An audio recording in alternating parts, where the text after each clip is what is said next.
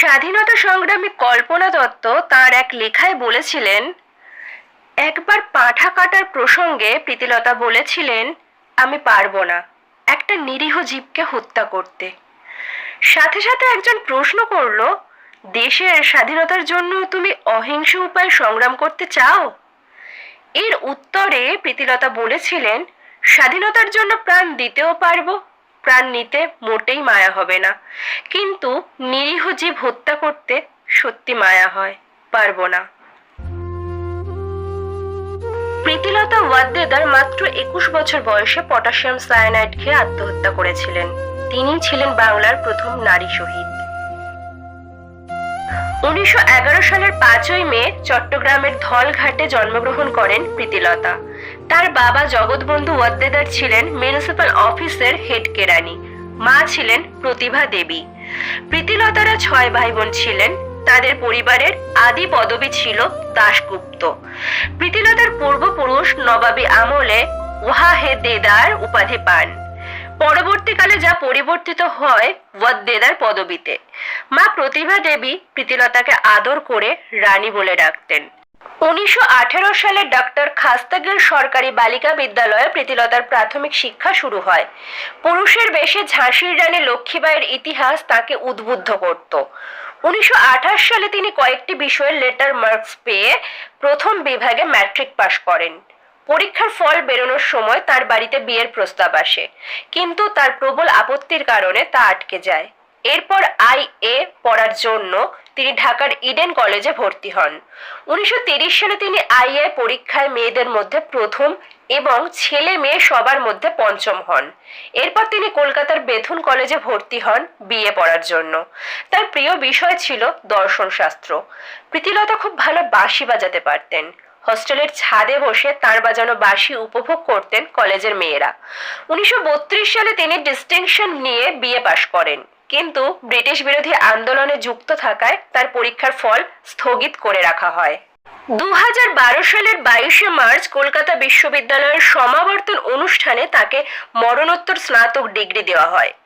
একবার বিপ্লবী নির্মল সেন প্রীতিলতার কাছে তার পরিবারের প্রতি কেমন টান আছে জানতে চাইলে প্রীতিলতা উত্তর দিয়েছিলেন, টান আছে, কিন্তু ডিউটি টু ফ্যামিলিকে ডিউটি টু কান্ট্রির কাছে বলি দিতে পারবো। অর্থাৎ পরিবারের প্রতি কর্তব্যকে দেশের প্রতি কর্তব্যের কাছে বলি দিতে পারবো। প্রীতিলতা তখন 10ম শ্রেণীর ছাত্রী। তার এক নিকট আত্মীয় বিপ্লবী দলের কর্মী পূর্ণেন্দু দস্তিদার সরকার কর্তৃক বাজেয়াপ্ত কিছু গোপন বই প্রীতিলতার কাছে রাখেন। প্রীতিলতা লুকিয়ে লুকিয়ে সেই বই দেশের কথা, বাঘা যতীন, ক্ষুদিরাম, কানাইলাল পড়েন। এইসব বইগুলি তাকে বিপ্লবী আদর্শে উদ্বুদ্ধ করেছিল। ইডেন কলেজের শিক্ষিকা নীলিমাদির মাধ্যমে লীলা নাগের সাথে তার পরিচয় হয়। লীলা নাগের নেতৃত্বে দীপালি সংঘ নামের একটি সংগঠন নারী শিক্ষা প্রসারের কাজ করত, কিন্তু এর আড়ালে লাঠি খেলা, কুস্তি, মুষ্টিযুদ্ধ শিক্ষা হতো। এখানে প্রীতিলতা লাঠি খেলা সহ নানা রকমের প্রশিক্ষণ নেন। কলকাতার বেথুন কলেজে পড়ার সময় তিনি কল্যাণী দাসের ছাত্রী সংঘের সঙ্গে যুক্ত হন। সময়টা 1930 সাল। সে সময় বাংলার ইন্সপেক্টর জেনারেল অফ পুলিশ পদে দায়িত্ব নিয়ে চট্টগ্রামে আসেন মিস্টার ক্রেগ। মাস্টারদা সূর্য সেন, রামকৃষ্ণ বিশ্বাস ও কালীপদ চক্রবর্তীকে দায়িত্ব দিয়েছিলেন মিস্টার ক্রেগকে হত্যা করার, কিন্তু ভুল করে তারা চাঁদপুরের এসডি ও তারিণী মুখার্জিকে হত্যা করেন। বিচারে রামকৃষ্ণ বিশ্বাসকে মৃত্যুদণ্ড এবং কালীপদ চক্রবর্তীকে নির্বাসন দেওয়া হয়। চট্টগ্রাম থেকে আলিপুর জেলের ফাঁসির সেলে রামকৃষ্ণর সাথে কোনো আত্মীয়র দেখা করতে আসা সম্ভব ছিল না। প্রীতিলতা অমিতা দাস ছদ্মনামে রামকৃষ্ণের কাজিন পরিচয়ে 40 বার তার সাথে দেখা করেন। 1931 সালের 4 আগস্ট রামকৃষ্ণ বিশ্বাসের ফাঁসি হয়। এরপর প্রীতিলতার পরিচয় হয় মাস্টারদার সাথে। সূর্য সেন তখন আত্মগোপনে ছিলেন। তার সাথে ছিলেন বিপ্লবী নির্মল সেন, তারকেশ্বর দস্তিদার, শৈলেশ্বর চক্রবর্তী, কালীকঙ্কর দে। এটা যে সময়ের কথা, তখন প্রীতিলতার বাবার চাকরি নেই। সংসার চালানোর জন্য প্রীতিলতা নন্দনকানন উচ্চ বালিকা বিদ্যালয়ে শিক্ষকতা করেন। একবার সূর্য সেনের সংগঠনের টাকার প্রয়োজন হলে প্রীতিলতা সংসার খরচের পুরো টাকাটা সংগঠনের কাজে দিতে চান। 1932 সাল। ধলঘাটে সাবিত্রী দেবীর টিনের ছাউনি দেওয়া মাটির দোতলা বাড়িটা ছিল বিপ্লবীদের গোপন আস্তানা। 13ই জুন পুলিশ ওই বাড়িতে হানা দেয়।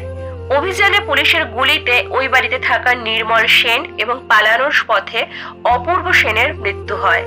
সেই রাতে মাস্টারদা এবং প্রীতিলতা কচুরিপানা ভরা পুকুর সাঁতরে কাদামাখা পথ পায়ে হেঁটে দলের কর্মী 10ম শ্রেণীর ছাত্র মণিলাল দত্তের বাড়িতে আশ্রয় নেন।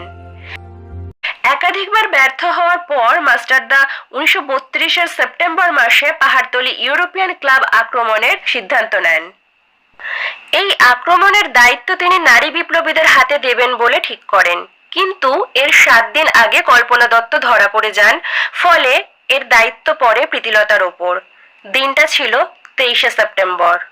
প্রীতিলতার পরনে ছিল মালকোচা দেওয়া ধুতি, পাঞ্জাবি, চুল লুকোনোর জন্য মাথায় সাদা পাগড়ি, পায়ে রবার সেলের জুতো।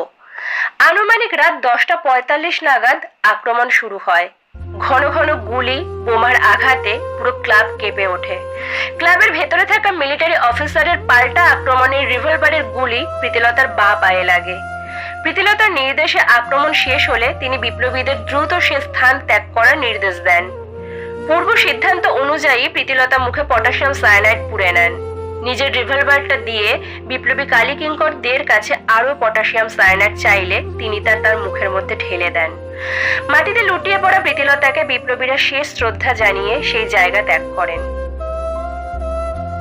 পরদিন পুলিশ ক্লাব থেকে 100 গজ দূরে তার দেহ শনাক্ত করা হয়। বিপ্লবী কল্পনা দত্ত তার এক লেখায় বলেছেন, প্রীতিলতার মৃত্যুর পর তার বাবা শোকে দুঃখে পাগল প্রায় হয়ে গিয়েছিলেন, কিন্তু তার মা গর্ব করে বলতেন, আমার মেয়ে দেশের জন্য প্রাণ দিয়েছে।